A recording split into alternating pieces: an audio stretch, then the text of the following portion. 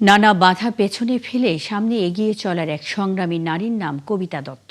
নেত্রকোনার দুর্গাপুরের শিবগঞ্জ বাজারে গত 18 বছর ধরে এক হাতে দোকান, অন্য হাতে সংসার সামলাচ্ছেন তিনি। এলাকার মানুষের কাছে কবিতা দত্ত এখন এক গর্বের নাম। রাজেশ গৌড়ের তথ্য ও ছবিতে প্রতিবেদন।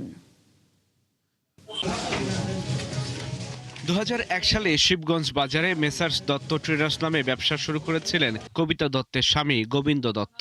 কিন্তু 2008 সালে হঠাৎ হৃদরোগে তার মৃত্যুতে পরিবারে নেমে আসে অচল অবস্থা। 3 সন্তান নিয়ে অনিশ্চয়তার মুখে পড়েন তিনি। সেই কঠিন সময়েই সংসারের হাল ধরতে হয় তাকে।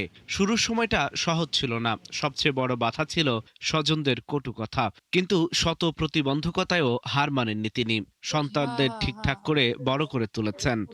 আমাদের পরিবারের সব দায়িত্ব আমার মার কাছে।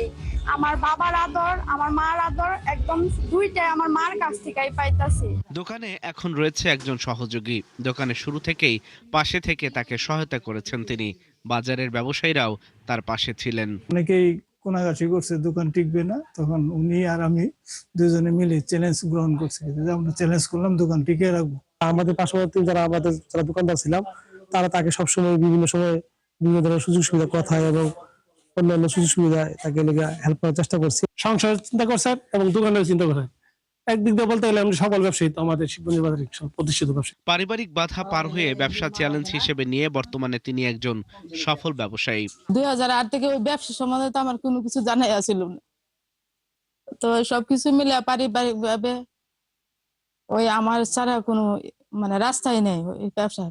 ওই ব্যবসা প্রতিষ্ঠান না থাকলে আমার হয়তো গার্মেন্টস বা অন্য জায়গায় কিছু করতে হইতো। তো যখন পারিবারিক ভাবে আঘাত পাইছি তখন এটা তো পুরাপুরি দায়িত্ব, যেটা আমার শিখতে হইব, চ্যালেঞ্জে টিকা থাকতে হইব। কবিতা দত্তের গল্প শুধু একজন নারীর সংগ্রামের গল্প নয়, এটি সাহস, পরিশ্রম আর অদম্য ইচ্ছাশক্তি পূরণের গল্প। আল ইমরান, ৭১।